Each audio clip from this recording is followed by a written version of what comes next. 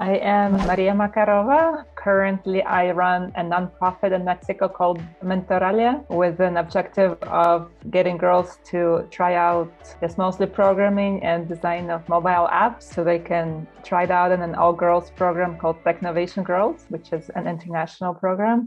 And that way they kind of have a safe environment to play with programming and using tech to solve a social problem that matters to them. For me, it was the most natural career path because both of my parents are scientists. And I grew up in Siberia in a town called Akademgorodok, which means academy town. And it's a university with a number of scientific research institutes in the forest. So it was kind of very natural to be there and see both men and women doing work in science. And I think I always liked math and sciences. I kind of like the exactness of them, which later I learned is not really true. When you start doing engineering, there isn't always one correct answer like there is on the math test.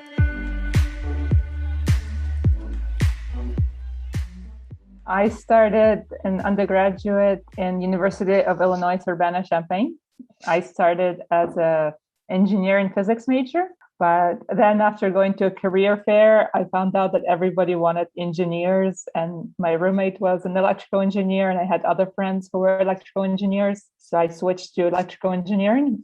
And so that was my undergrad. And I also worked there a little bit in the lab with a professor looking at atomic force microscope, where you could basically see atoms on a very clean silicon surface. So that was kind of fun. And then for graduate school, I went to Stanford University. And there I did my PhD in the quantum nanophotonics group. We worked on photonic crystals, which are periodic structures made in a semiconductor material, or well, not necessarily, could be in oxides and nitrides. And it's used to confine light to bounce like in a very small confined space, and then it has interesting properties.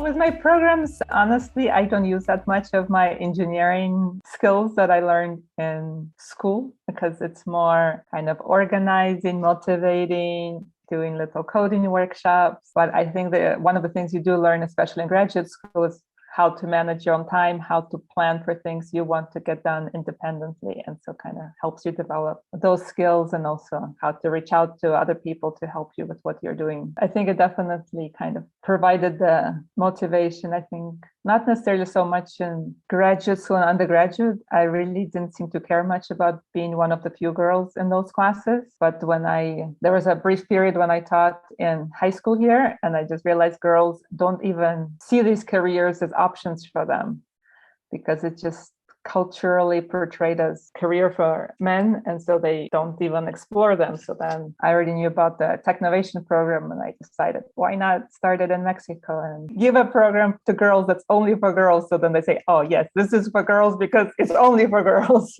And so then they try it out, and a number of them decide to pursue fields in STEM afterwards.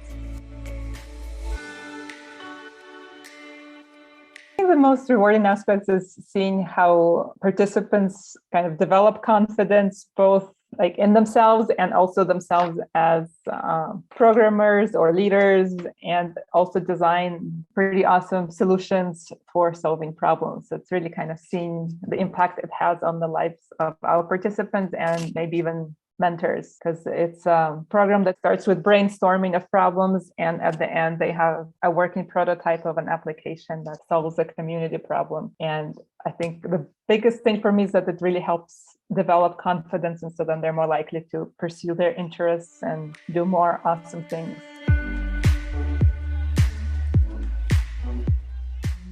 These days, it's a lot of kind of planning and figuring out strategy and doing some fundraising. So typical days could be the morning spent maybe planning what workshops we're going to do. We often get volunteer women or men to do workshops for girls. So it's contacting them, inviting them, explaining the program to them, then kind of doing advertising promotion of our workshop. And in the evening, for example, would be attending the workshop. I think it's definitely important to kind of be able to talk to people and reach out to them and get them interested. It's communicating and also encouraging people to participate and saying thank you for all the volunteer work that they do. Well, I think something that I learned is that sometimes, you send an email and you don't get a reply. And then you start thinking, oh, he or she didn't like me. They don't want to talk to me. But then it's much better to assume it's probably just slipped through hundreds of other emails in their inbox, and that's okay to send another one and maybe give them an option. Or if you're not able to, just say no, and that's okay. It's better to assume the best.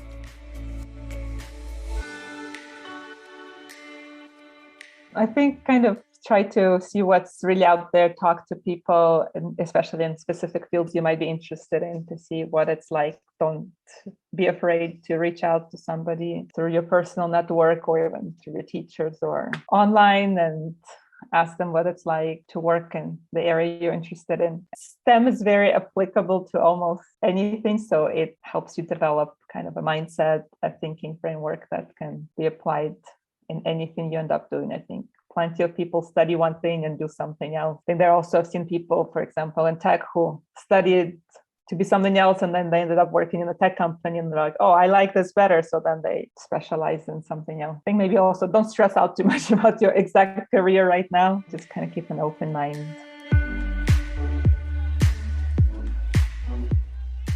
I definitely recommend Technovation Girls, which is actually a national program started by a nonprofit I think based in Los Angeles, California. And it's open to all girls anywhere in the world from ages, I believe now 8 to 18. So of course you can all sign up. I think this year they're doing something exciting, which is partnering with, I forget which organization that does space science, to kind of get girls to use data collected from satellites and space to solve problems on Earth. And so I think that'll be very interesting. And it also is a great program because it provides connection to mentors who are already working in these different fields that can help guide you and also kind of give you a different perspective.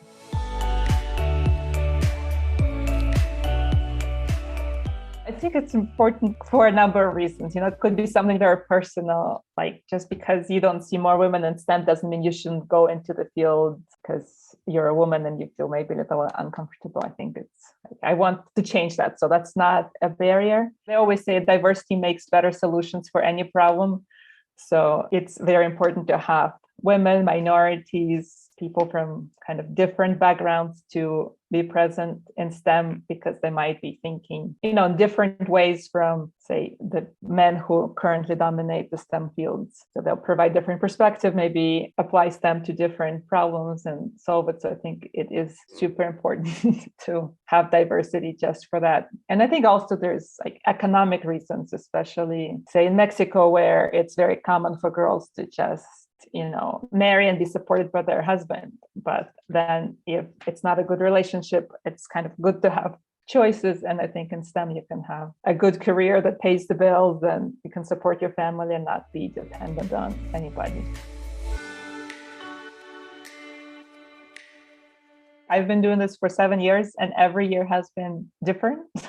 One year we did a big national event where we invited girls to come to Guadalajara for a weekend and visit different companies. So the logistics was complicated, but it was a great event. And then last year we had to adapt to doing everything online, and we were actually surprised how well it worked. And so now even if we come back to in-person events and workshops, we still want to keep part of it online for those people who don't live close by or can't easily travel from place to place. I think I really learned to appreciate diversity and different skill sets. I think growing up in a family of scientists, it really was like scientists are the best and we're the coolest. But really, the world needs all sorts of people. You need communication skills. I think I used to have kind of bad opinion of all the advertising because I partly don't like to see ads for all the, say, junk food and things like that. But I realized, wait a minute, if you don't have advertising, nobody will know about my program, which I think is really cool, right? So you need to be able to do all these very different things. And it's great to have people who have different skill sets, interests, abilities. So I think starting this Technovation program in Mexico and then the nonprofit really kind of opened my eyes to kind of all this wealth of diversity that's really important to appreciate and value.